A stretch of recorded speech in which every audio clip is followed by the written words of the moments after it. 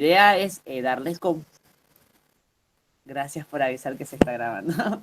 La idea es que ahora tenemos como un repaso más general eh, sobre la materia que vamos que van a rendir muchas de ustedes el día martes. Así que la idea es que, bueno, vamos viendo la unidad, los temas, por ahí para sacarse dudas, consultas, algún, no sé, alguna duda con algún texto o algunas palabras, todo el tipo de dudas las vamos sacando bueno, y vamos avanzando. Eh, Saben también que cualquier tipo, bueno, el grupo de estudio va a estar siendo grabado, va a ser subido luego en la página de YouTube de Sur, que bueno, después se las vamos a enviar al link por si no lo tienen, las vamos a invitar para que nos sigan de paso y de ahí van a poder ver todos los contenidos que tenemos ahí. Así que, bueno, empezamos. Bien, el primer texto que tienen es el de representaciones sociales. Que acá en este texto lo que más central y entender es definición de representaciones sociales, lo que son.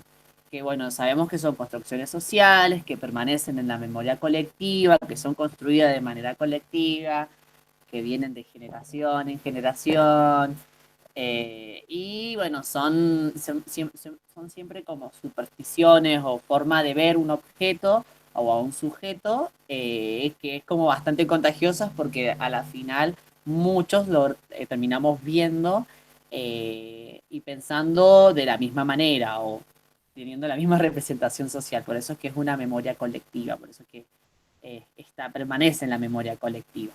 ¿Sí?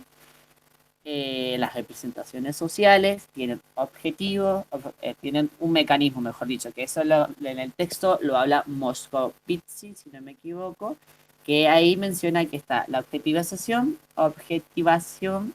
y el anclaje, ¿sí? Ahí lo que menciona es, bueno, tener en cuenta, bueno, objetivación, tener en cuenta esto, las representaciones sociales, cuando tienen este mecanismo, y Moscovici habla sobre esto, como menciona, como una rosca, o sea, hay que tratarle de cazarle, porque es como, él menciona que nosotros o las representaciones sociales se dan, primero, seleccionamos una serie de aspectos del objeto o del sujeto o de lo que sea, entonces vamos viendo diferentes aspectos, los cuales terminamos seleccionando, por eso son una selección de objetos dentro de la objetivación, y con el anclaje terminamos como uniéndolos. Entonces, esos aspectos que seleccionamos en la objetivación, los terminamos uniendo en el anclaje, donde en el anclaje, cuando hacemos esa unión, se unen con otros aspectos que ya habían sobre ese objeto anteriormente, que eran a priori. Y le dan otro sentido, otra forma, otra representación social, se actualiza, por así decirlo. Que pasa mucho, por ejemplo, con algunos acontecimientos históricos, o por ejemplo, estas representaciones sociales muy colectivas, o por ejemplo, puede ser, antes, no sé, un ejemplo puede ser, antes le decían chorros le veían diciendo chorro a los sectores más vulnerables, porque se encontraban en una situación muy vulnerable y algunos recurrían, por ejemplo, no es algo, quizás algunos recurrían al asalto y muchos no, y por esos pocos, o para las personas que se dedicaran a la delincuencia se les decía chorro. Y ahora, no sé, con todo el cambio, todo lo que ha habido ahora históricamente, los años avanzados, de ahora le dicen, no sé, negro rata o cosas así. Esas cosas son representaciones sociales, son subjetivizaciones, vienen del sentido común y se dan por una construcción colectiva de la sociedad. ¿Sí? Eh, Luego mencionan la importancia de las representaciones sociales en el trabajo social, que un poco acá es tener en cuenta que nosotros como cientistas sociales siempre necesitamos como desconstruir nuestra perspectiva, nuestra mirada. Entonces, como profesionales, a la hora, nosotros somos cientistas sociales, profesionales, y como profesionales, nuestra carrera está dedicada a la intervención, o sea, la intervención con sujetos, con personas, en un campo con sujetos de derechos a los cuales nosotros en conjuntos con ellos vamos a tratar de establecer un proceso en el cual esta persona pueda resolver o pueda acceder a las herramientas para poder tener una calidad de vida mejor o para que esos derechos vulnerados no sean vulnerados y trabajar en conjunto. Pero para eso nosotros necesitamos desconstruir nuestras perspectivas, nuestra forma de pensar, nuestras representaciones sociales. Es decir, nosotros no podemos seguir manteniendo nuestra forma de ver, por ejemplo, a los planes sociales, o no sé, muchas veces pasa que nosotros decimos, las mujeres se embarazan por la asignación universal, una representación social, o la típica representación social de la mamá luchona, o de cosas, o de la abortera, muchas cosas que hay que desconstruirlas por una cuestión de que nosotros somos profesionales, que trabajamos en un marco teórico, jurídico, acompañado de políticas públicas y a la vez esas políticas públicas están dirigidas a personas y esas personas son con las que nosotros intervenimos y no podemos tener esas representaciones sociales sobre el sujeto porque arruinarían la intervención directamente, nos complicaría la intervención, no haríamos una intervención correcta, no podríamos intervenir porque estaríamos guiados por nuestras representaciones sociales, nuestros miedos, lo que nos han enseñado, los que nos han inculcado, entonces no estaría bueno, ¿sí? Eso sería a grandes rasgos lo más importante de representaciones sociales como para tener en cuenta.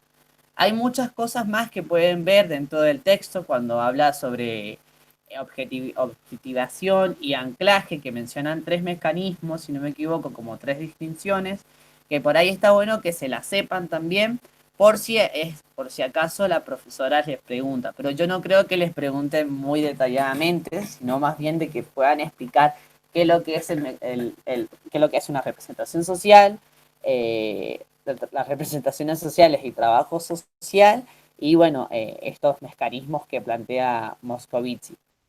Eh, Eso sería de trabajo del texto número 1 en el eje 1.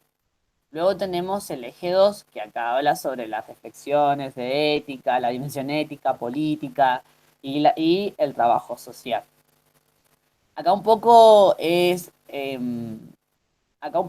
el texto introduce y habla sobre nuestra profesión, lo que hacemos el día a día, hace una introducción también en el sentido de que nosotros estamos enmarcados tenemos una ley, mejor dicho, que nos resguarda, dos leyes, eh, las cuales, bueno, también las vamos a ver enseguida, que no son tan enroscadas, sino que más bien es leerlas y sacar lo más importante. Y en esta parte acá lo que menciona en el texto lo más importante sería tener en cuenta cuando habla sobre dimensiones, hablar un poco sobre las dimensiones en la parte que habla de la dimensión política, la teórica, la instrumental, que sería bueno que eso sí los pudieran saber y explicar qué entienden por las dimensiones. Entonces, explicar la dimensión teórica refiere a, eso está bueno que lo sepan también. Y luego hablar sobre el tema de las diferencias entre ética y política, claro. Y bueno, hablar un poco sobre la ideología. Eso es más o menos a grandes rasgos lo que trata ese texto. Si bien acá lo que habla es un poco también sobre el tema de reflexionar sobre nuestro posicionamiento de trabajo social con respecto a la ética y la moral, porque bueno, la ética es lo que nos rige como profesionales, lo que no debemos hacer, o sea, lo que tenemos que tratar siempre de evitar. Y lo moral sería el conjunto de valores, acciones, que constantemente reproducimos, pero nosotros como profesionales, en nuestra ética profesional, no debemos dejar que sea violada, de que cometamos errores, porque si no, no estaríamos haciendo una intervención correcta. Y eso terminaría también, como mencionamos, con las representaciones sociales. Si no se desconstruye, si no desconstruimos, los volvemos a construir, los replanteamos, los problematizamos, terminamos reproduciendo las mismas representaciones sociales e interviniendo de una manera equivocada.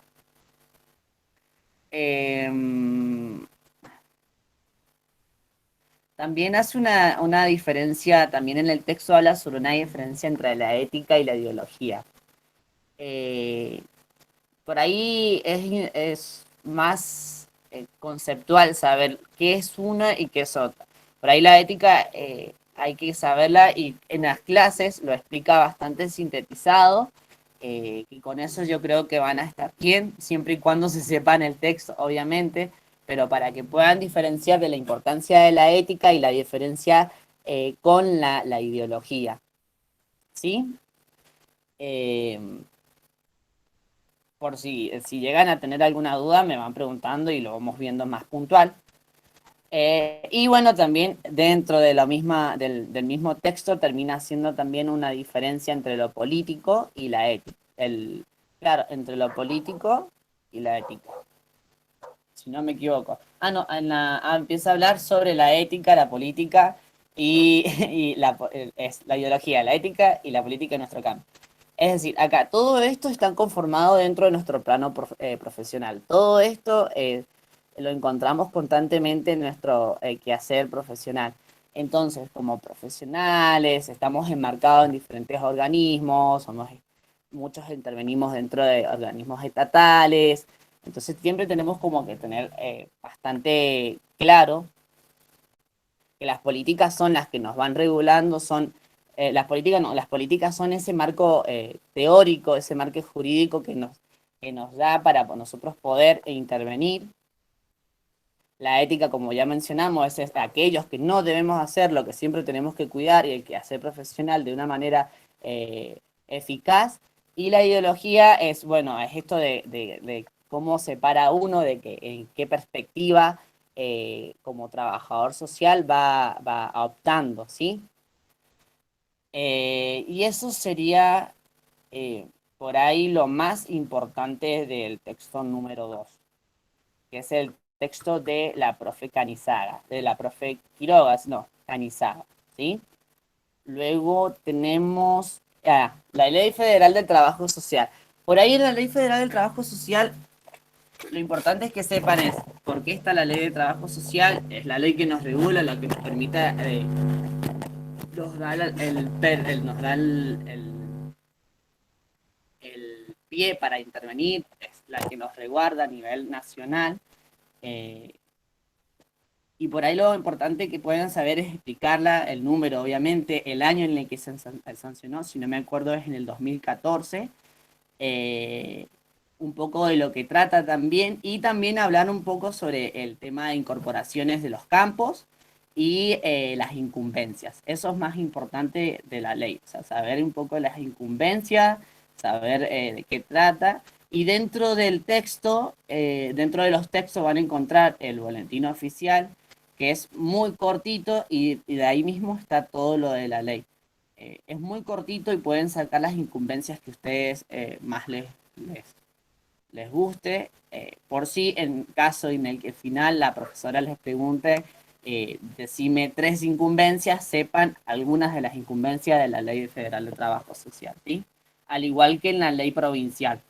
Tengan en cuenta eso, saber de qué trata, el año en el que se sancionó, las incumbencias y lo más importante, qué ha cambiado y en qué nos beneficio nos da, o sea, qué nos permite hacer, ¿sí? Luego tenemos el texto número, que si no me equivoco es el que sigue de el proyecto ético, político y social. Este es el texto de Marimo, si no me equivoco. Sigue no sé si alguna tiene el programa a mano, pero si no me equivoco, sigue el texto de Marimo. Bien, a ver. Sí. Es el proyecto ético del político en trabajo social. Eh, por ahí acá menciona un poco, hace un recorrido más histórico sobre nuestra carrera, sobre el trabajo social y empieza desde el neoliberalismo, hablando en la década de los 90, ¿sí? Un poco sobre cómo se manejaba el Estado reduccionista, recortando en el gasto público, que a su vez lo que genera siempre es un malestar social, eh, vulnerando derechos sociales, retrocesos en derechos sociales, ¿sí? Eh, También es importante de este texto saber que se enmarca luego en el 2001, en el gran estallido de la crisis social, que es donde se pone en tela de juicio el neoliberalismo, porque no, o sea, la situación no se podía aguantar más y es donde se comienza, se comienza como a replantearse la intervención y la dirección que queremos darle como trabajo social, antes del trabajo social, como profesión y como intervención, ¿sí? Eh, en el 90, ajá, ahí tienen que saber también esto, en la década de los 90 el tema de la... a ver, no sé si esta parte les va a servir mucho, o sí. Eh, Que sí, ahí podemos, si es, querés, te puedo dar una perspectiva más desde sí, porque la... tiene que mucho que ver, tiene mucho que ver con los textos de la unidad 2 y 3. No sé si quieren que lo dejemos ahí y termino de explicar los otros textos y vos podés retomar ahí, ¿te parece, Sofi? Dale, sí, sí, puedo... Así hacemos, matamos varios pájaros de un tiro porque hay muchos textos que hablan de lo de... Claro, eh, porque luego, por ejemplo, tenemos matrices de pensamiento, que las matrices de pensamiento también se enmarcan dentro de el tema de neoliberalismo, estructuralismo, eh, el positivismo, el tributivo, lo cuantitativo. No sé si querés explicar un poco más de eso. de los marcos interpretativos, decís vos. Ujú. Y les termino hablando sobre, les digo lo último que sería como más, ajá, los marcos interpretativos, pero ahí les digo lo último que sería lo de Esther Díaz, que lo de Esther Díaz, un poco lo que habla, y lo más importante es saber la diferencia entre las ciencias exactas y las ciencias sociales. El objeto del estudio de las ciencias sociales, qué hacemos como historiadores, de qué tratan las ciencias sociales, en qué cambia, por qué nosotros en las ciencias sociales estudiamos, generamos leyes, por qué se dan las leyes y por qué el objeto del estudio es el sujeto del ser humano, es porque, bueno, nosotros estudiamos la conducta de la sociedad, estudiamos cómo se mueve, cómo avanza, el lenguaje, su cultura, todo cómo funciona la sociedad. Nosotros como estudiantes de la ciencia social, como la disciplina de la ciencia social, se estudia eso. Eso es lo que tienen que tener siempre como en cuenta y bastante claro, ¿sí? La cultura, el inconsciente, si no me equivoco, que es lo que menciona también el lenguaje, que son lo más importante que deben saber de ese texto, la diferencia entre ciencias sociales y ciencias exactas, y bueno, y lo que conlleva, ¿sí? Eso, y bueno, eso sería como el otro texto de Esther Díaz. Ahora, vuelvo atrás en el texto que, si no me equivoco, es de marcos interpretativos, de matices de pensamiento. Ahí va a tomarlo más la Sofía, que tiene que ver mucho con la unidad 3 y 2 con respecto a los estados, a la forma de pensar, de ver y todo. ¿Sí? ¿Querés retomar, Sofía? Dale, sí. Bueno, arranco con lo de los marcos interpretativos, si quieren, después podemos hacer un repaso por el tema del neodarwinismo y que tiene por ahí relación con los marcos interpretativos más positivistas. Y después, si quieren, hacemos el tema de la reconstrucción histórica. Eh, bueno, ustedes, a ver, la profe les explica ahí que hay varias maneras de referirse a los marcos interpretativos. Mucha gente le dice paradigmas, mucha gente le dice matrices de pensamiento, ¿sí? Es de acuerdo justamente al posicionamiento, digamos, que vos tengas, cómo vas a llamar a a esto que estamos hablando de los marcos interpretativos, ¿sí? ¿Qué es un marco interpretativo? Justamente un poco relacionado a lo que veníamos hablando con las representaciones sociales. ¿Cómo interpreto yo a la realidad? ¿Sí? ¿Desde qué ángulo? ¿Desde qué teoría? ¿En qué teorías me baso para poder sacar conclusiones de la realidad que estoy viviendo? ¿Sí? ¿Cómo la analizo? También es un marco interpretativo. ¿Cómo analizo a esa realidad? ¿Desde qué enfoque? ¿Desde qué punto de vista? Y acá habla de el marco interpretativo más positivista o del paradigma más positivista. Eh, ¿A qué se refiere la profe por ahí con positivismo? Bueno, acá lo podemos relacionar con esto que les decía de la teoría neodarwinista. El positivismo es un paradigma basado en, más que nada, lo científico, pero tiene un análisis, digamos, muy básico por ahí de las cosas, muy desde las ciencias naturales, ¿sí? Y sabemos que desde las ciencias sociales, por ahí tenemos otro enfoque que le aporta cosas, que le da muchos más aportes quizá a una investigación, ¿no? Por ejemplo, si yo estoy hablando de cómo se comporta un grupo de gente, no solamente puedo hablar de las sensaciones físicas que están atravesando esas personas, sino también voy a hablar de las sensaciones, digamos, eh, de la perspectiva más psicológica, puede ser, de cómo lo están sintiendo en ese momento ellos o ellas. Eh, digo, se pueden analizar desde las ciencias sociales un montón de variables que desde las ciencias naturales no se tienen en cuenta muchas veces. Entonces, para bajarlo un poco más a tierra, si vos como profesional, como trabajador o trabajadora social, te parás desde un enfoque positivista, ¿sí? Bueno, es posible que pienses que los pobres son pobres porque quieren, por ejemplo. Que desde la pobreza, el enfoque positivista es positivista en este sentido. De la pobreza se puede salir fácilmente. Sí, bueno, no es así, no es tan así. La realidad no es tan así.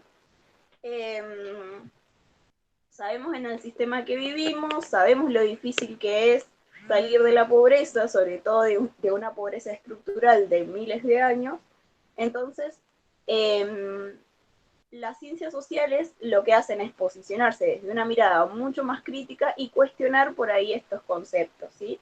Empezar a cuestionar todos los conceptos del positivismo que puedan llegar a ser bastante simplistas, ¿sí?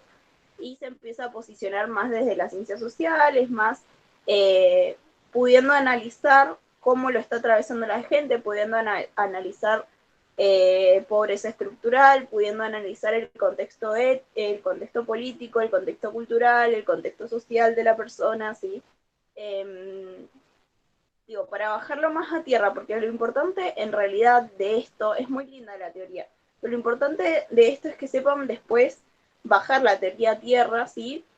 No solamente para poder explicarlo en el final, sino también para poder ejercer como futuros profesionales. Entonces, eh, todo lo que ustedes por ahí puedan leer de conceptos o ese tipo de cosas, traten de eso.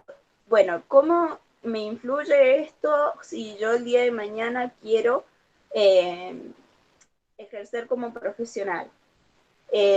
Y bueno, ahí lo bajan un poquito a tierra y seguramente una lo van a entender mejor y seguramente van a tener un mejor posicionamiento como profesional. Bueno, y un poco les cuento el tema del neodarwinismo. ¿Cuál es la teoría de Darwin? La teoría de Darwin de las especies de ciencias naturales, la recuerdan, es la supervivencia del más apto, la supervivencia del más fuerte, ¿no? ¿Qué especies sobrevivían? Y las que se adaptaban al contexto. Eh, por ejemplo, si era un contexto de agua, bueno, las especies que les habían crecido aletas para poder nadar, ¿sí? O las que habían desarrollado los colmillos más grandes para poder cazar. Ese tipo de cosas, ¿no? Las que más se adaptaban al contexto. ¿Qué pasa? Esa teoría se traspola a, o sea, digamos, le es funcional al sistema capitalista que hoy nos interpela. Claro, sobreviven más fuerte, exactamente. Eh, esta teoría no nace de la nada. O sea, sí, Darwin se puso a investigar y todo. Pero, digo, acuérdense de que los marcos interpretativos que tiene cada uno y cada una influyen concretamente en las prácticas cotidianas de cada uno, ¿sí? Si yo me paro desde un paradigma positivista siempre, mis prácticas van a ser desde ese paradigma. Lo mismo con Darwin. Darwin se posicionaba en ese momento, en ese contexto histórico, desde ese paradigma, ¿sí? Desde el paradigma más positivista, desde el paradigma más liberalista, si se quiere. Entonces él explicaba las ciencias naturales, ¿sí? A través de este paradigma. ¿Qué pasa ahora con el capitalismo? Lo mismo, es la supervivencia del más fuerte, la supervivencia del más apto, entre comillas, porque en realidad eh, en teoría, para el neoliberalismo es la supervivencia de quien más se esfuerza. Y ahí lo desmentimos los sectores que nos posicionamos desde otra perspectiva, porque por ahí hay un montón de gente que se esfuerza un montón y en realidad no sale de la pobreza. Entonces, bueno, pero bueno, fijamos que la teoría neoliberalista, digamos, es acertada, bueno, estaría planteada desde este punto de vista, de la supervivencia del más apto, de la supervivencia del más fuerte, del que más se esfuerza, eh, y por eso digamos, la profe por ahí compara la teoría neodarwinista con la teoría neoliberalista, porque tienen la misma base, ¿sí? De pensamiento, la misma matriz de pensamiento, o sea, las dos teorías se basan desde el mismo paradigma, ¿sí? Para analizar la realidad, este paradigma positivista del que estábamos hablando. ¿Mm? Nosotros y la cátedra, ¿desde qué paradigma se posiciona, por ejemplo? ¿Lo saben a eso? Si lo saben, váyanlo dejando en el chat. En realidad lo que la cátedra quiere y en general en trabajo social vamos a ver que nos piden mucho ser críticos y críticas, ¿sí? Entonces, la matriz de pensamiento que nos propone la cátedra y en general las cátedras de trabajo social es justamente ser críticos y críticas con todo, ¿sí? Poderlo analizar todo en profundidad desde una perspectiva desde las ciencias sociales. Ajá, exactamente. Bueno, y si quieren arrancamos con el tema de la reconstrucción histórica del trabajo social. Las bases primeras son en Europa, ¿sí? Eh, con el surgimiento de la cuestión social. ¿Cómo surge? ¿Se acuerdan de lo que aprendieron por ahí en la secundaria, del tema de la Edad Media y del traspaso a la Edad Moderna? Bueno, ¿se acuerdan que en la Edad Media estaba un sistema llamado feudalismo, ¿no? Existía ese sistema de organización, ¿m? De la sociedad. ¿Cómo era este sistema? Bueno, los llamados siervos, ¿sí? Vendían, o sea, no, vendían no, llegaban a un trato con el noble, que era una persona muy superior, digamos, a ellos. Eh, Llegaban a un trato que ustedes pueden juzgar injusto, justo, no sé, eso va en ustedes, pero accedían, digamos, a trabajar la tierra, a poder vivir ahí, con la condición de que o sea, le pagaban impuestos claramente al noble desde esa tierra era del noble, no era de ellos, pero ellos la trabajaban y podían vivir ahí, y el noble también les ofrecía protección ante las guerras, ¿sí? Los nobles, acuérdense que eran los que salían a pelear las guerras, ¿sí? Los caballeros, los famosos caballeros que se le llamaban antes, con toda la armadura, con las espadas y todo eso. Bueno, y aparte también estaba otro sector de poder que también era el clero, ¿sí? Que eran curas, sacerdotes, gente de la religión que estaba por encima del noble, ¿no? Reyes. todo este tipo de personas. Bueno, y los campesinos, nada, le pagaban grandes impuestos a los nobles por este trato de protección y de servirle también al noble, en todo lo que el noble necesitara, ¿no? Entonces, bueno, hay una época en donde, alrededor del siglo XV, en donde se empiezan a formar los llamados burgos, que eran gente que escapaba por ahí de su tierra, de donde había crecido o nacido, ¿sí? Y se iba a ciudades que habían sido abandonadas, abandonadas entre comillas, eran pueblos que habían sido derrotados por todas las guerras y todas las invasiones que habían, y esas ciudades habían quedado abandonadas. Entonces, esta gente se empieza a mudar a esto que se llaman burgos y empiezan a comercializar. Acá, por ahí, esta etapa se la asocia más a la invención del dinero, ¿no? Se empieza a intercambiar algunos tipos de monedas, se piensa que al principio fue más con el cacao, con intercambios más, yo tengo 1 kilo de papas, vos tenés una cabra, entonces hacemos cambio. Y después, bueno, se inventó el dinero justamente para que los intercambios fueran un poco más justos, ¿no?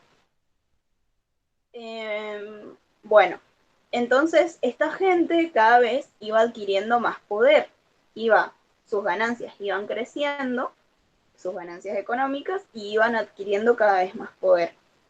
Esto también tiene que ver con el tema de la revolución científica. Acuérdense que acá la sociedad empieza a preguntarse, a través de muchas crisis que se atravesaron, sobre todo muchas plagas, muchas enfermedades, ¿sí? Que mataron a gran cantidad de personas.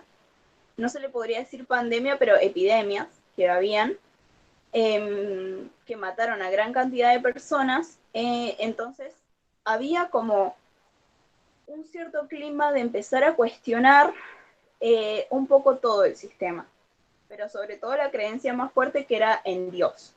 ¿Qué pasaba? Acuérdense que Dios regía la vida de la nobleza, del clero y de los siervos. Dios regía la vida del pueblo en ese entonces. O sea, si yo había nacido campesino, era porque Dios así lo había querido. Si mi hijito se había muerto porque al noble se le había ocurrido jugar al tiro al blanco con el pibe, era porque Dios así lo había querido. Si no se cuestionaban absolutamente nada. ¿Sí? Bueno, ahora con esto de la revolución científica, con las muertes que habían por las epidemias, se empieza a cuestionar un poco la creencia en Dios. ¿Sí? Y empiezan a haber grandes avances en relación a lo científico, ¿no? Al principio muy cuestionados por la iglesia, Galileo Galilei fue ejecutado, muchas personas que se dedicaban a la ciencia al principio eran ejecutadas, pero después se fue un poco avanzando cada vez más, la burguesía iba creciendo cada vez más y cada vez iban financiando más proyectos de investigación científica, ¿sí? Así se fue descubriendo el tema de que la Tierra no era plana, el tema de que bueno, ahí es cuando, por ejemplo, Cristóbal Colón empieza a cuestionar que la Tierra fuera plana y viaja a América. Eh, bueno, y todos estos descubrimientos científicos que se van dando hacen que la gente cada vez cuestione más la creencia en Dios, ¿no? Bueno, y se da un punto de empezar a cuestionar todo, que empieza a cuestionar también el sistema en el que se estaban rigiendo, ¿no? ¿Por qué los nobles tienen más poder que los siervos? ¿Quiénes son ellos? ¿Por qué tienen tanto poder? Ya no era porque Dios así lo había querido, entonces había que encontrarle una explicación y no había. Entonces esa gente ya no tenía que tener más poder, ¿no? Empiezan las revoluciones. Empieza la Revolución Francesa en 1789, con la decapitación de los reyes, de María Antonieta, ¿sí? Eh, bueno, espérenme un segundito.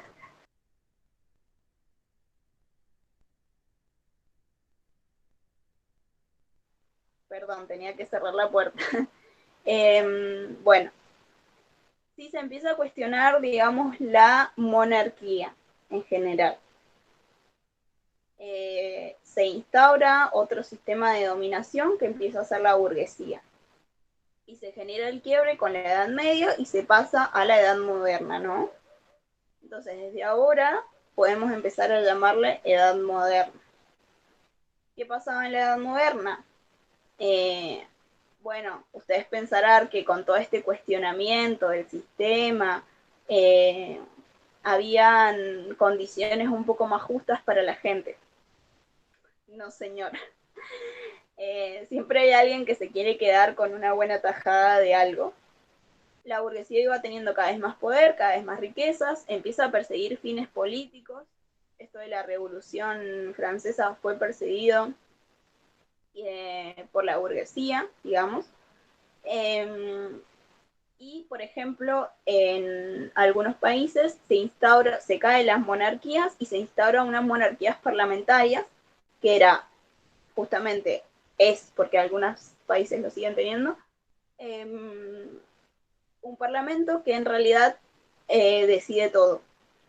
El rey sigue existiendo, la figura del rey, pero ya no tiene el poder de decidir quién vive y quién muere, no puede tomar decisiones por sí solo, las tiene que consultar sí o sí con el Parlamento. ¿Sí? ¿Y el Parlamento por quién está conformado?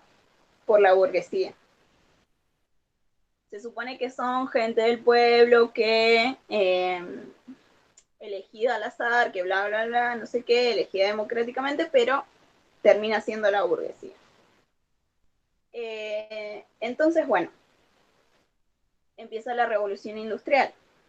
Con la revolución industrial empiezan las grandes fábricas, la producción en masa. Mucha gente empieza a transmitirse el concepto de propiedad privada, porque antes, acuérdense que en el feudalismo, en la Edad Media, el concepto de propiedad privada no existía. Si no era que mi tierra era mía y no, era como yo vivo acá, el noble me deja vivir acá, ¿sí? Y nadie se cuestionaba si ese pedazo de tierra era del campesino, era del noble, no había propiedad privada.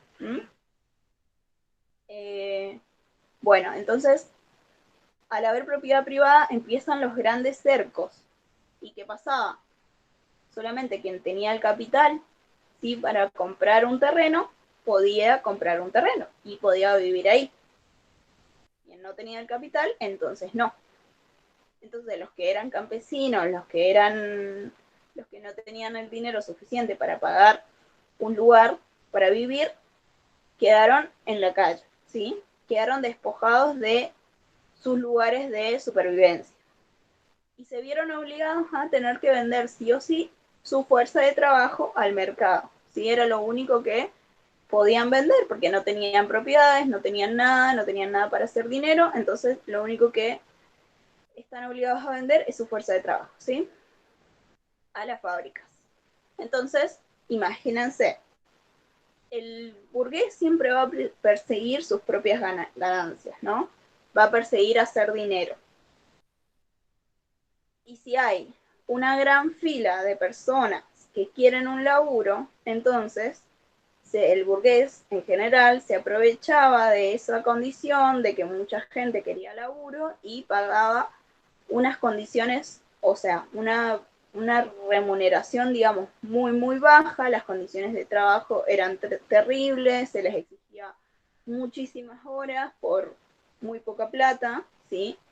Entonces, al haber tanta demanda de personas sin empleo, no pasa nada. O sea, para el burgués eso lo beneficia porque vos le podés pedir condiciones de trabajo mejores, pero él te va a decir, si no te gusta, andate, tengo una fila de gente que quiere el trabajo, ¿no? Entonces, ¿qué es lo que empieza a pasar? Empieza a haber mucha pobreza, empieza a haber mucho lo que se llama hacinamiento, que ustedes ya habrán visto de qué se trata, pero por las dudas se los digo. es mucha gente viviendo en un mismo lugar muy chico, ¿no? Entonces, por ejemplo, no tenés forma ahí de prevenir enfermedades. Ustedes lo habrán visto ahora con el COVID, ¿no? La gente se aísla justamente para no contagiar a los demás. Bueno, acá no había posibilidad de que si tú tenías una enfermedad no contagiaras a tu familia, digamos, porque vivían todos en un espacio tan reducido que empiezan a proliferar distintas enfermedades. La higiene también era mala en ese momento, tampoco había educación sobre la higiene, ¿no? Empiezan a haber enfermedades que empiezan a afectar a las ciudades. Y la gente de la burguesía, la gente más privilegiada, también se empieza a contagiar. Entonces empiezan a cuestionar, digamos, si ese sistema justamente estaba provocando esas condiciones, ¿no? Si ese sistema que se había implementado estaba provocando esas condiciones. Había gente que se preguntaba justamente por el sistema de trabajo, por el sistema de acumulación, bueno. Y acá surge los primeros indicios de trabajo social, ¿sí? De la mano de la filantropía. Ya no era ser caritativo porque había que ser bueno para irse al cielo, porque acuérdense que ya nos habíamos cuestionado la existencia de Dios. Quizá mucha gente seguía creyendo, pero ya no gobernaba nuestra vida completamente, ¿sí? Entonces, empieza a cuestionarse esto y empieza a surgir la filantropía, que es poder ayudar al otro, a la otra, solamente por el hecho de ser seres humanos. ¿Qué pasaba? Tampoco a la burguesía le convenía que se muriera su fuerza de trabajo. Si yo ya no tengo 10.000 empleados detrás, en una fila detrás tuyo para adquirir tu empleo, ya no te puedo correr con el discurso de si no te gustan tus condiciones de trabajo, andate porque hay una fila detrás tuyo, porque ya no hay tanta gente para emplear. Tampoco le convenía a la burguesía que la gente se siguiera muriendo por enfermedades, que la expectativa de vida fuera tan baja, ¿sí? Entonces, bueno, re larga la estoy haciendo, perdón, pero es para que lo entiendan bien. De acá surge la cuestión social, ¿sí? Hay gente que se pregunta por qué la sociedad está como está, ¿sí? Y están viendo cómo poder solucionarlo. Surgen en principio estas ideas de el higienismo justamente la parte más sanitaria en relación a las enfermedades que estaban pasando y la filantropía. Ya no era en términos de caridad, de si yo te doy una moneda me voy a ir al cielo, sino era más en términos de que no se me acabe el recurso humano para poder seguir empleando gente y seguir teniendo ganancias, ¿no? Entonces, quienes se ponen a la cabeza de esta filantropía, de estas acciones más filantrópicas, Ailu, a YouTube, a nuestro canal de YouTube. Después, para quienes tengan mi número, que creo que son todos porque yo les mandé el link de la charla, escríbanme y así pueden ver el repaso en el canal de YouTube. Ahí les paso el link. ¿Sí? Genial. Bueno, cuestión que lo mismo empieza a pasar acá en Argentina, o sea, se traslada esta preocupación a la Argentina y las mismas sociedades de filantropía que existían allá, que eran gobernadas por las mujeres de las sociedades más altas, de la alta sociedad, digamos, esposas en general de los grandes burgueses, lo mismo empieza a pasar acá. Se empieza a intervenir en lo social desde esta perspectiva más higienista, más filantrópica, más moralista también, porque se arranca también en términos de que los pobres eran viciosos, con prejuicios, siempre bajando línea de lo que los pobres tenían que hacer, cómo tenían que solucionar su situación, ¿sí? Nunca analizando las cosas en profundidad, sino más como tipo policía, digamos, de la vida, de la higiene y de la vida. ¿Sí? Te decían qué era lo que tenías que hacer, cómo tenías que ahorrar. Imagínense que les hablaras de ahorrar a gente que de pedo con lo que le dan se puede comprar el pan de todos los días. O sea, y bueno, acá esa etapa dura más o menos hasta 1930. Eh, Luego llega un poco la época peronista. Ya se había empezado a cuestionar un poco esto de las sociedades de beneficencia, de la filantropía, pero en la época, digamos, en donde gana la presidencia Perón, sí, de la mano un poco de Evita, se empieza a cuestionar justamente todo esto, de por qué son estas mujeres las que se hacen cargo de la situación social del país, si es el Estado quien debería hacerse cargo, ¿no? Y acá se empieza a hacer otra lectura, ¿sí? De las necesidades. Ya no se mira a los pobres, digamos, con prejuicio, sino que se los mira en clave de necesidades y de derechos, ¿sí? Las necesidades que tenían estos sectores pasan a ser ahora o pasan a ser leídos como derechos. No vamos a decir que todo fue color de rosa, porque no, nunca se ha acabado la pobreza en la Argentina, pero empieza a hacerse una lectura diferente de la realidad, ¿sí?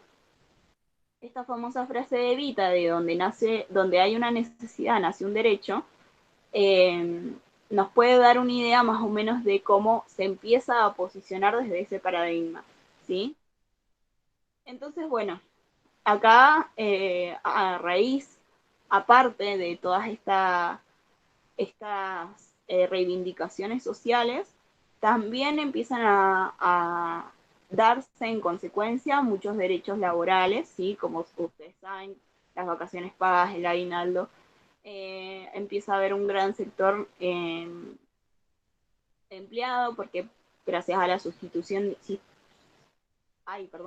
de importaciones, se había desarrollado una gran parte de la industria nacional, entonces mucha gente empleada, mucha gente con derechos laborales, mucha gente que podía mandar a sus hijos, hijas a la universidad. También la creación de universidades y bueno, un montón de derechos que se fueron adquiriendo en esta época, ¿sí? Después empezaron a haber dictaduras, ¿no? Desde el 55. Entonces, en esta época se empieza a hacer otra lectura de lo que es el trabajo social. ¿Cuál es esa lectura? Bueno, se empieza desde una lectura más tecnocrática, más, quizá lo podemos llamar como más desde el conocimiento técnico, está por ahí bajada de línea de yo soy el trabajador social, yo sé qué es lo que necesitas y las necesidades o lo que vos me estás diciendo que necesitas en realidad no es válido porque yo soy el que sabe qué necesitas vos, ¿sí? Esa es la lectura con la que se empieza a raíz de las dictaduras y también en la época de Frondizi.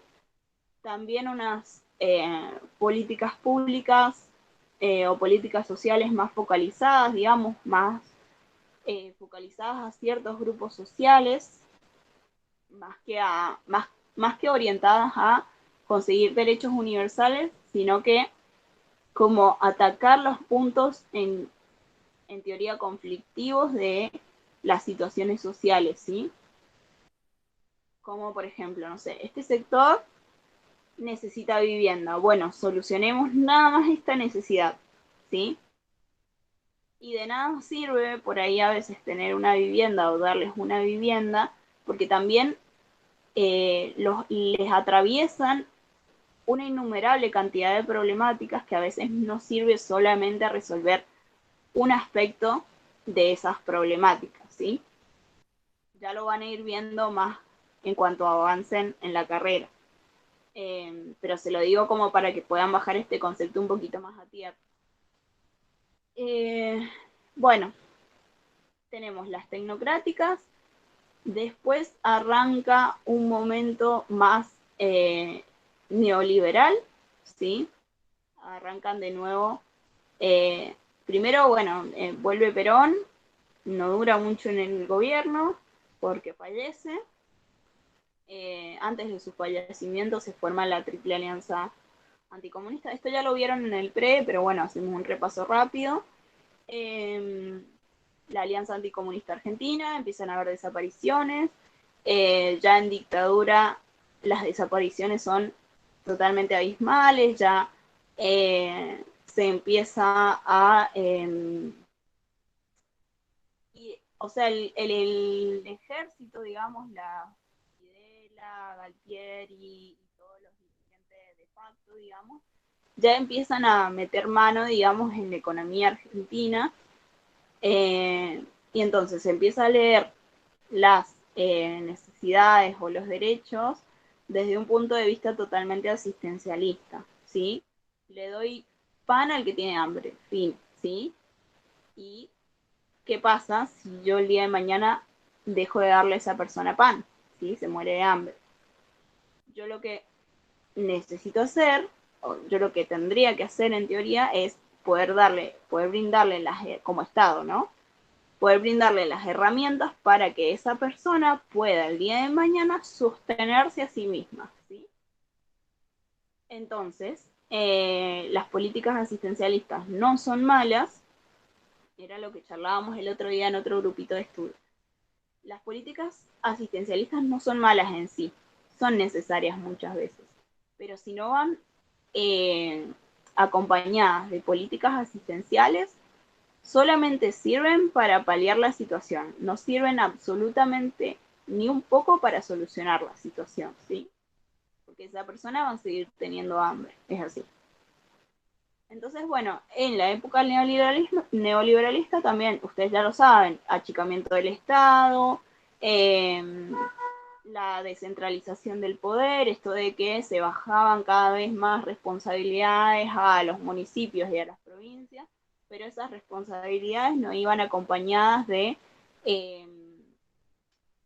presupuesto. Entonces es como si yo te dijera, bueno, desde ahora en el trabajo vas a tener que hacerte cargo de este montón de cosas, pero no te voy a pagar más. ¿Entienden? Es como no puedo hacer mucho si esas responsabilidades no vienen acompañadas de una carga presupuestaria, ¿sí? Entonces, cada vez los sistemas, digamos, sociales se iban desfinanciando cada vez más. Ya les digo, se notaba claramente el posicionamiento de las dictaduras en relación a los sectores populares, con actitudes simples como correr una villa a otro lugar simplemente para que no se viera desde el Estadio Malvinas Argentinas, porque teníamos mundial y Argentina iba a ser receptora de un montón de dirigentes del mundo, y iba a estar 24/7 en las pantallas de la televisión mundial.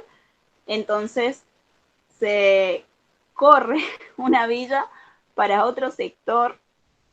Ya con eso, con esas decisiones políticas, ya ustedes pueden ver cuál era el posicionamiento social de la dictadura, ¿no? Y bueno, ya en las épocas siguientes a la dictadura se sigue utilizando estos mecanismos, eh, más que nada en lo respectivo a lo social.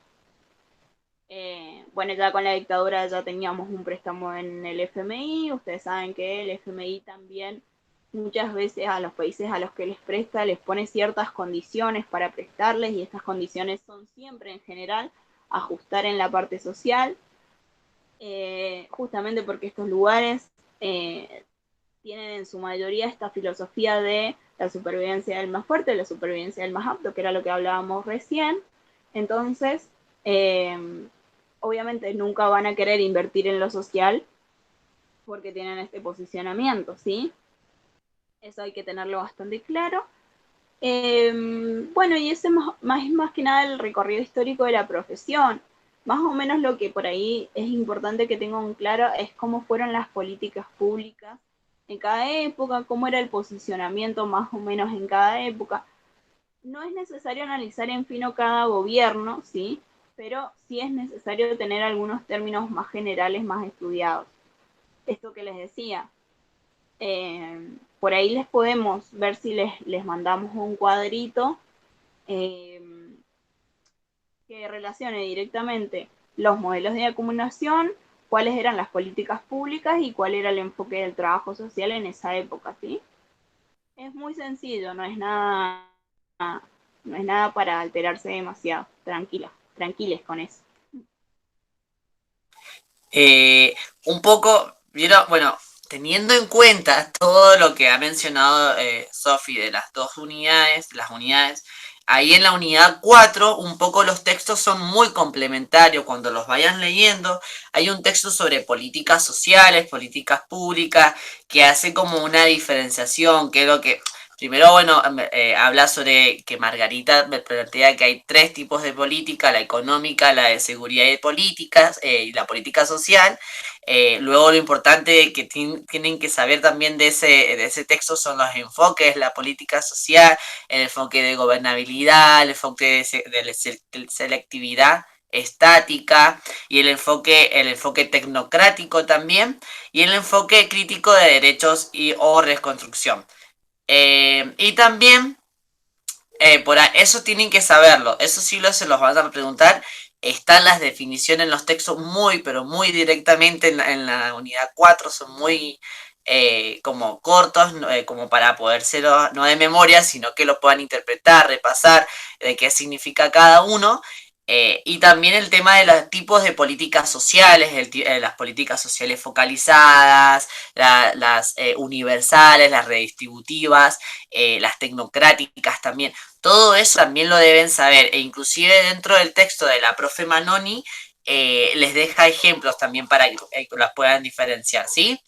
Y también un poco con lo que mencionaba la Sofía, con todo el recorrido histórico que han estado viendo, también pueden relacionar el tema del aspecto del campo, de los aspectos estructurantes del campo problemático. Mucho de lo que ha mencionado la Sofía se estructura a su vez con la construcción del campo problemático y la cuestión social, en fin. O sea, cuando la Sofía mencionaba el capitalismo, la pobreza, es ahí cuando se va constituyendo la cuestión. Bueno, la cuestión social siempre ha estado, pero ahí es cuando se van constituyendo nuestro campo problemático. O sea, esas problemáticas, esas redes que se van tejiendo de necesidades, es donde terminamos nosotros interviniendo, metiendo con nuestras manos para poder sacar y ver cómo hacemos para acompañar esos procesos y darles darle las herramientas necesarias para que puedan salir de eso, ¿sí? Y también habla sobre el tema de la construcción de la intervención social. Está todo relacionado, sí, es que está todo relacionado. Por eso es que medio que la unidad 1 es un poco la que está un poco más en el tintero, que habla como más conceptual, que es la que le expliqué yo, pero se relaciona bastante. Pero el tema de la unidad 2, 3 y 4 se relacionan mucho, se relacionan mucho. Y lo único que ustedes tienen que tratar de hacer es relacionar lo que pide las profesoras. Todo el recorrido histórico que han visto con la Sofía es importante, pero cuando les habla de intervención social, traten de recapitular y de ver, bueno, vamos a hablar de intervención y lo que ha pasado en este año, en este año y en este año, y los procesos, en nuestro auge como intervención, en las pioneras del trabajo social. Todo eso lo tienen que ir viendo también, y a la vez lo pueden relacionar con lo otro que ha pasado, el neoliberalismo, pero todo se relaciona, ¿sí? Sí, yo creo que en realidad les he dado un pantallazo más general, ¿sí? No me detuve en los detalles. Eso véanlo concretamente más en los textos. Yo el pantallazo más general se los he dado justamente para que lo puedan comprender y lo puedan poder poner en palabras, lo puedan poder explicar, ¿sí? Los aspectos seguramente más específicos, eh, digamos, los tienen que estudiar, pero no es necesario que se lo sepan automáticamente de memoria, ¿sí? Lo ideal es que puedan relacionar todos los conceptos de la materia, porque justamente es como dice Mile, está todo relacionado. Y que eso, que lo entiendan y que lo puedan explicar. Lo demás de las palabras más técnicas o de los hechos más históricos de historia, estudienlo, pero no es de vida o muerte si no se saben, no sé, ¿entienden? Pero, por ejemplo, que aunque sea puedan decir el siglo, supónganse. No es necesario la fecha puntual de, no sé, el 3 de junio de 1928, pero sí, más o menos en qué época fue. Y bueno, fue más o menos en 1930, fue más o menos, ¿sí? Como para poder situarse en el contexto histórico político de ese momento, ¿no? Totalmente. Cuando ustedes logren lo que dice la Sofi, van a ver que la materia se les resuelve sola. O sea, cuando puedan situarse en momentos, van a ver que todo se relaciona, van a poder desarrollar lo histórico de cómo se ha constituido ahora el trabajo social, como les va a salir, van a poder explicarlo, ¿sí? Por eso es importante que lo vean más profundamente, pero no se enrosquen tanto, como dice la Sofi, las profesoras no las van a matar, no les van a decir, decime la fecha exacta, la hora de la página del párrafo, no las van a matar de esa manera, pero sí les van a pedir que sean críticos, que puedan explicar con sus palabras, que ustedes lo puedan resolver, que no haga falta que, o sea, si una profesora lo que odia es que se lo digan textual, porque de memoria no sirve estudiar nada, es estudiar comprendiéndolo, procesándolo, siendo crítico, si estás de acuerdo, no estás de acuerdo, pero sabiéndolo, ¿sí? La unidad 4 se relaciona y se complementa, como digo, se relaciona y se complementa mucho con todo lo demás. Son solamente 4 textos, hay uno que tiene hasta 2 hojas nada más y habla sobre la intervención social y mucho de lo que van a ver en ese texto, que si no me equivoco es el de Quiroga, si no me equivoco es el de la construcción de intervención social. Mucho de lo que ven ahí, de Patricia Sáenz y Quiroga, mucho de lo que van a leer en ese texto está relacionado con el neoliberalismo, con Perón, con todos esos acontecimientos históricos que han dado auges y han dado como este proceso a llegar a la carrera, a la profesión que somos ahora, hoy en día, ¿sí? Así que bueno, esos son 4 textos de la unidad número 4. También está el texto de Flavia Manoni de neoliberalismo, lo leen y es prácticamente cambian 2, 3 cosas, pero menciona mucho de lo que dijo la Sofi y de los demás autores de la unidad 2 y 3, pero con sus palabras y desde una perspectiva más como en la hora y hacia atrás, ¿sí? Y más desde los derechos humanos. Pero véanlo, es importante que lo lean y no se maten tanto. No se maten tanto, no se descarguen con tanta presión, que a veces la presión mata. No sé si alguna tenía alguna duda, algo que querían preguntar. Eso iba a decir como algunas dudas más puntuales, porque ya hemos hecho un repaso básicamente General. bastante amplio, ¿no? Entonces, como bueno, si habían dudas, si había algún tema que no había quedado claro o algún tema en específico con el que tengan dudas, no sé, que no hayamos mencionado o algo por el estilo. Yo me olvidé decir algo. Del texto de campo problemático siempre tienen que saber desde dónde se para nosotros cuando hablamos de la construcción del campo problemático. Es desde la parte de necesidades. O sea, desde ahí se tienen que preparar la perspectiva de las necesidades. O sea, el campo problemático surge por eso. O sea, las problemáticas son esas. Las necesidades dadas por un sistema económico, político, social que está en crisis, que genera estas desigualdades y que son básicamente para lo que nosotros estamos. Así que bueno, no sé si alguien tiene alguna consulta, duda, algún texto que quieren algo en el texto que quieren que veamos más profundamente.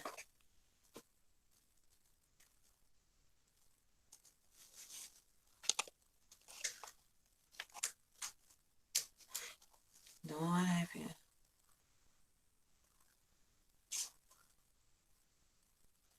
los condicionantes de la cuestión social.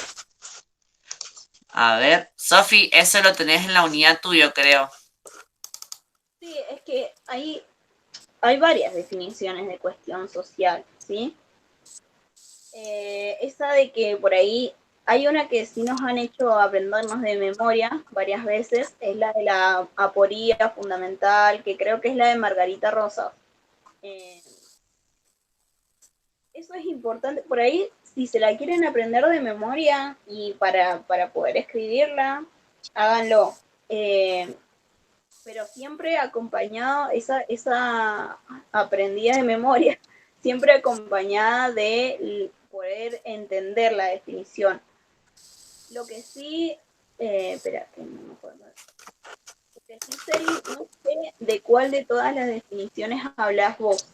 Si me guías en eso, por ahí puedo explicar más concretamente esa definición.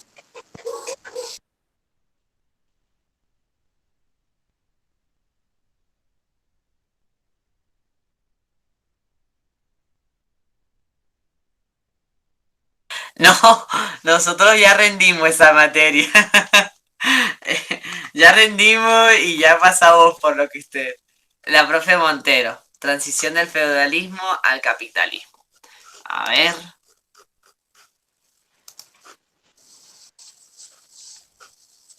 Ahí buscamos el texto. Esperen que el sistema está lento, chicas.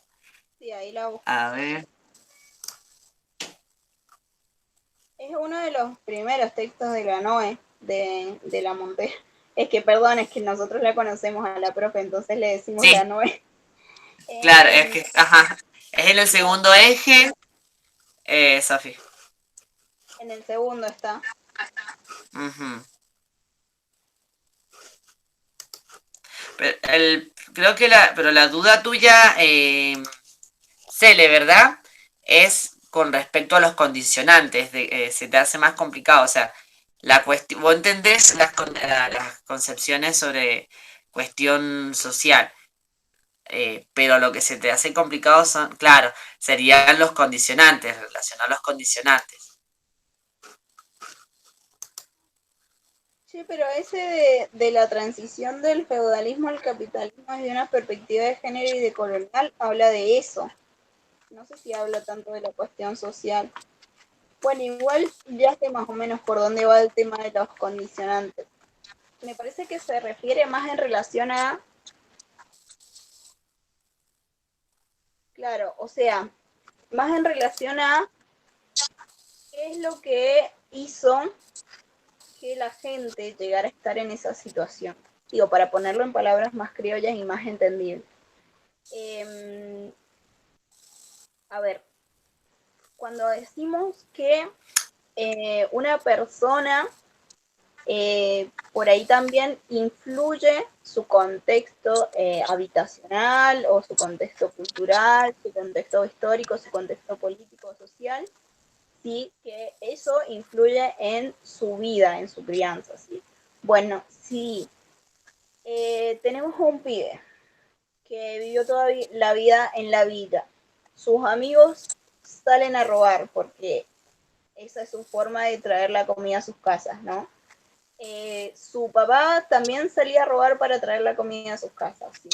Bueno, todas esas condiciones en donde se ha criado no lo determinan, pero sí lo condicionan a veces, el contexto a veces sí nos condiciona a actuar de ciertas o cuales maneras, ¿sí? Entonces, no vamos a decir que roba porque en su familia roba, porque eso no siempre es así. Hay situaciones en donde hay pibes de la vida que se ponen a estudiar o que generan otra alternativa. Bueno, buenísimo. Buenísimo que tengan esa capacidad de resiliencia y puedan salir de esa situación. Pero, claro, para las representaciones sociales, sí, totalmente. Pero sí ese contexto a veces nos condiciona un poco a actuar de tales maneras. ¿Sí? Si yo crecí en un contexto violento, es posible que termine reproduciendo violencia. Hay veces que no, pero van a haber muchas posibilidades de que termine reproduciendo violencia porque es lo que me enseñaron, con eso crecí, entonces lo voy a terminar reproduciendo. Ya les digo, no necesariamente, pero puede que pase. Claro, lo tenés naturalizado, lo tenés incorporado, entonces muchas veces pasa que lo terminas reproduciendo. Por eso son condiciones y no son, digamos, determinaciones, ¿sí? Porque no es justamente que tu vida, el contexto de la vida va a determinar toda tu vida, pero tiene un factor ¿cómo se llama?, de condicionamiento importante, ¿no? Y en este sentido, me parece que habla en relación más a la pobreza estructural. Y es muy fácil ser millonario si yo parto desde un capital, si yo parto desde tener mucha plata. ¿Por qué? Porque se me ocurre una idea del negocio y la puedo llevar adelante. Si se me ocurre una idea de un negocio siendo pobre y no la puedo llevar adelante, entonces jamás voy a salir de mi situación de pobreza, ¿entienden? Se refiere a eso, a la pobreza estructural. Si mis padres fueran pobres, es difícil que yo, no es imposible, pero es muy difícil. O sea, porque el capitalismo nos quiere vender la idea de que esto es pan comido, que agarrás 2 mangos, los invertís y que la plata empieza a fluir como arcoíris. No, no empieza a llover la plata. Mientras vos más capital de inversión tengas, mayor, digamos, o más, mayor va a ser tus posibilidades de que ese negocio prospere, ¿no? Porque justamente si vos compras todos los materiales, el terreno y das una buena imagen para afuera, pagas publicidad y un montón de cosas más, bueno, tu plata es muy posible que crezca. Si no tenés todas esas posibilidades, entonces es muy difícil que tu negocio prospere. Entonces, bueno, eso. El capitalismo nos está diciendo que todos podemos llegar a ciertos lugares. Pero hay gente, eso es lo que no se pone a medir el capitalismo, hay gente que no parte del mismo lugar que otras personas. Hay gente que tiene un camino más simple hasta llegar a ciertos objetivos y hay gente que tiene más obstáculos en el camino, ¿sí? La educación, el contexto, un montón de cosas influyen en cómo, en los obstáculos que vamos a tener en ese camino. Entonces, me parece que con condicionante se refiere a eso, como a la pobreza estructural que en definitiva tenemos. O sea, nosotros partimos desde una base, esa base, ya les digo, es un poquito más acomodada y es posible que nos vaya un poquito mejor. Es un poquito menos acomodada y bueno, puede ser que nos vaya un poquito peor y así sucesivamente, ¿se entiende? En resumen, todo lo que hay en ese proceso de transición, como menciona en el texto de la profe, cuando se hace esa transición del feudalismo al capitalismo, están esos condicionantes y son los que condicionan a la cuestión social, porque como dice la Sofía, hay una pobreza estructural, hay una división de roles de doméstico, de familias, por eso también hacen una crítica desde los feminismos, desde lo de colonial, porque hay una nueva perspectiva de la familia, hay una nueva perspectiva de ver a la mujer, donde se la ve como un método reproductivo que solamente sirve para reproducir más mano de obra. Dedicada a la casa y que sirva a las personas, a los hombres, mujeres, los demás hijos que están dentro del sistema capitalista, no sé, trabajando en una fábrica.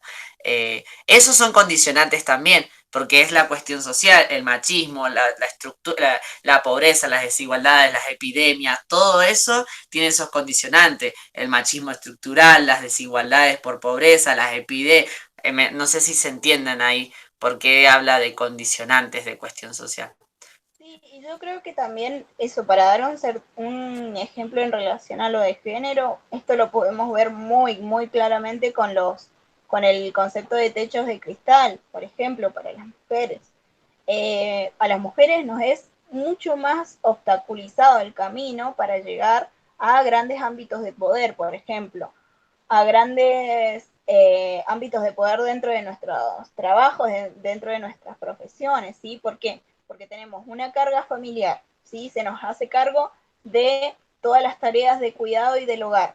Ya partiendo desde esa base, ya invertimos muchísimo más tiempo en otras tareas que solamente en el trabajo. Cuando los varones no tienen ese obstáculo, digamos, ellos pueden dedicarle todo su tiempo a sus trabajos o a sus profesiones justamente porque no tienen la responsabilidad de cuidar de la familia. ¿Sí? Sobre nosotras recaen las tareas de hogar y de cuidados muchas veces, no en todas las veces, pero muchas veces, casi en un 80%.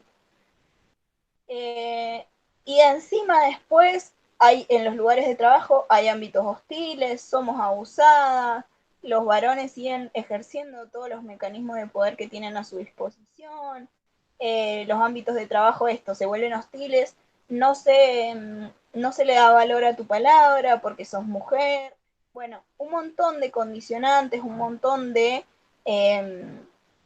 digamos, obstáculos que se ponen en el medio para que nosotras lleguemos a posiciones de poder.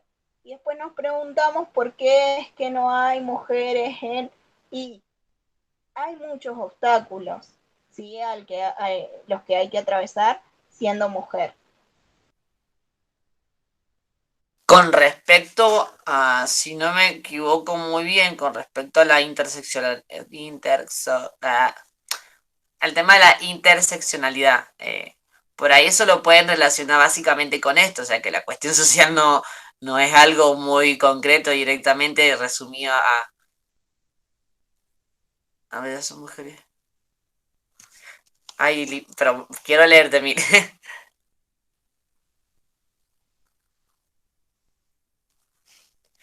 Hay una realidad, como mencioné, hay una realidad que un gran porcentaje de la población de profesionales formadas en trabajo social son mujeres y también hay una realidad que dentro de nuestro mismo ámbito de profesión, a veces, por más que predominen las mujeres, termina siendo una profesión machista porque a los altos cargos profesionales, políticos, dentro del Estado, del gobierno, terminan accediendo hombres. Quizás con el mismo título de profesionales y menos puntajes que una mujer.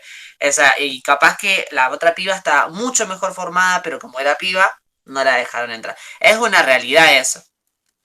Sí, hay una realidad, pero así como se ve en nuestra carrera, se ve en casi todas las carreras. O sea, no es algo solamente puntual de nuestra carrera. Es en todas las carreras. Es que hay carreras altamente feminizadas y carreras altamente masculinizadas. Ah, Mi sí, sí. por ejemplo, es una carrera altamente masculinizada. Trabajo social, enfermería, no sé, quizás las carreras más relacionadas con la belleza, Con con el los cuidados, cuidado. con las tareas de cuidado, con las tareas del hogar, con la educación. En las carreras de educación también tienen una matrícula altamente feminizada. Eh, Todas esas carreras han sido, digamos, históricamente construidas así desde una perspectiva de base machista o de estereotipos de género, ¿sí? Eh, Vos decís, bueno, pero yo estudio trabajo social porque a mí me gusta. Sí, nos encanta trabajo social, amamos esta carrera y cuestionamos, hoy por hoy la carrera se trata de un montón de cosas más que de tareas de cuidado y de... pero Totalmente. ¿quiénes somos las que tenemos o las que hemos sido educadas con más empatía? Y en general las mujeres, porque también en nuestra cultura también hemos mamado, digamos, esa perspectiva de la mujer amorosa, la mujer empática, la mujer cuidadora. Eh, entonces, bueno, por ahí, eh, con cuestionarlo me parece que ya hacemos un montón y nada, ya hay que seguir, digamos, militando y pechando para que esta situación cambie, pero sí, es verdad, hay carreras altamente feminizadas y carreras altamente masculinizadas. Ojalá que esto vaya cambiando con el tiempo, de hecho hay cada vez se incrementa más la matrícula de mujeres que ingresan a ingeniería. Eh, y bueno, con los avances en relación a los feminismos me parece que vamos a ir haciendo otro caminito.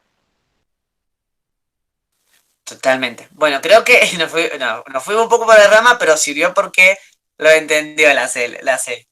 Lo entendió. No sé si tienen alguna otra duda.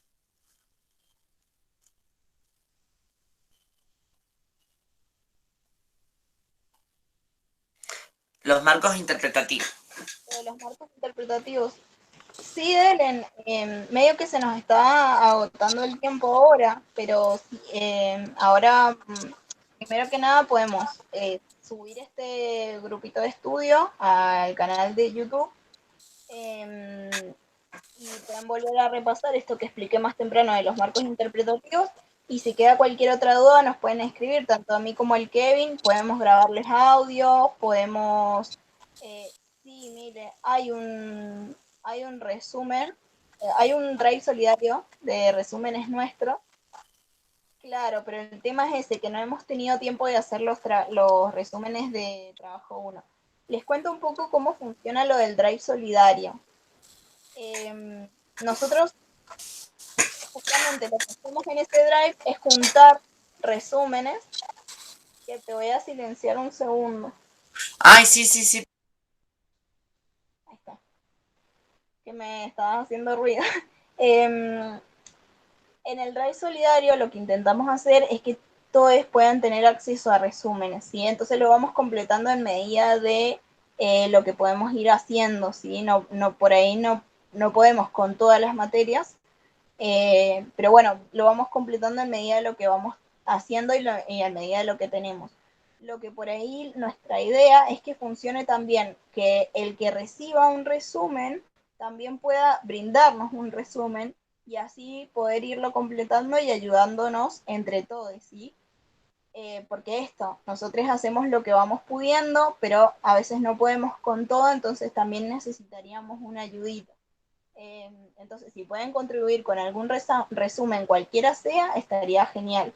Y bueno, los de trabajo los iremos haciendo, no sé si lleguemos a hacerlos antes que la mesa, pero bueno, quizá los de algunos textos podemos llegar a hacer.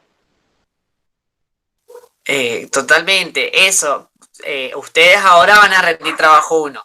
Si llegan a sacar resúmenes, si tienen resúmenes, si los tienen tipeados, pueden acceder al link y los suben ahí y los chicos de este año que ya están en primero pueden acceder a ese resumen.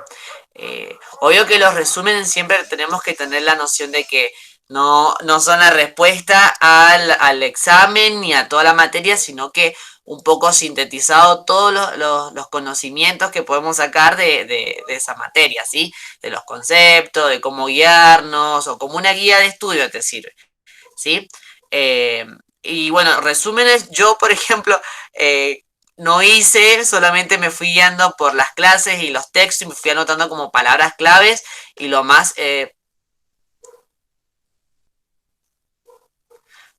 bien, si se presentan más de 50 escritos. Y genial, si se presentan más de 50 escritos van a tener que desarrollar, van a tener que pensar más. más. Pero bueno, sea cual sea la modalidad que les vaya a tocar y a cada quien sabe cuál modalidad le conviene más. Tienen que saber de que, bueno, todo lo que pase es aprendizaje. En la universidad no existe el soy burro o el no soy inteligente, no. En la universidad existe es el soy el que estoy aprendiendo, el aprendizaje. Esto no es la secundaria, chicos, acá vamos aprendiendo. Nos estamos formando como profesionales y se va dando ese proceso. A veces nos va a ir bien, a veces nos va a ir mal, pero parte de ser un profesional es eso, acostumbrarse de que a desaprobar algo es un aprendizaje y quizás me enseñe a que hay algunas cosas que no pude explicar y me voy a presentar en otra mesa y las voy a explicar bien, ¿sí? No sé si es la primera mesa que rinden de manera oral, pero no es complejo, tienen que tranquilizarse un poco. Si tienen YouTube, en YouTube, bueno, todas tienen YouTube, pues ahí cuando la Sofi o conmigo, cuando hablen, está el link hicimos una charla para el pre sobre el tema de ansiedades, pueden verla también para un poco controlarse. Si tienen también algún tipo de incomodidad o si están también saben que estamos acá yo y la Sofi para que cuenten con nosotros, les damos una mano, los ayudamos a organizarse, a controlarse, pero eso. Todo lo que suceda de ahora en adelante es aprendizaje y son estudiantes y están aprendiendo. Bueno, y un poco de... Perdón, sí, no sé quién iba a hablar, o fui yo misma. Creo que fui yo misma con tu micrófono. Vos misma. Sí. Es que tu micrófono debe tener retorno, por eso. Un poco para dejarles dos invitaciones chiquitas. Primero, a la marcha del miércoles, que saben que la semana que viene es 24 de marzo y se recuerda, bueno, todo lo que vivimos en la dictadura, así para que no vuelva a pasar. Entonces, les invitamos porque vamos a hacer un poco una juntada, digamos, con un poco una reconstrucción histórica de qué fue lo que pasó. Y después la idea es comer unos choris y podernos ir a la marcha juntos, así que están invitadas a eso. Si les interesa después, les paso bien la información de la hora, el lugar y todo eso. Y después, este sábado 27, hemos estado durante todo el mes haciendo una colecta de útiles escolares y para que los chicos arranquen las clases, para este arranque de clases 2021. Entonces, el sábado 27 vamos a ir a llevarlos a algunos merenderos, ¿sí? De algunos barrios más vulnerables de Mendoza. Así que bueno, la idea también sería que si se quieren sumar a esa actividad, también se puedan sumar. De hecho, de paso, tienen que sumarse porque las quiero ver. Ah, hay algunas caritas ahí que quiero ver. Paula, te quiero ver. Brisa, te quiero ver. Vile, te quiero ver. Celi, también quiero verte. Quiero reencuentro. Pero bueno, las esperamos. Están más que invitadas. Están más que invitadas. Y bueno, después del final, también nos podemos... Sí, sí, sí, vamos todos juntos. Y después del final, si quieren, nos podemos juntar, charlamos un rato, picnic, si quieren almuerzo, cena, birra, lo que ustedes quieran también. Nos organizamos, nos juntamos. No, eso no, Mile. Eso no, Milena. Pero bueno, no, la idea es esto. Ahora, se tranquilizan un poco, ya vieron el repaso, se toman un cafecito y ya mañana arrancan de nuevo estudiando, repasando, tienen dudas, consultas, ya saben que acá está la Sofi, estoy yo. Si algunas tienen el contacto de Richard, de Miguel, de Macarena también, también pueden contactarse con ellos, pero saben que acá estamos y no duden en consultarnos, ¿sí? Y las esperamos el miércoles y el sábado, todo, los vamos a esperar siempre.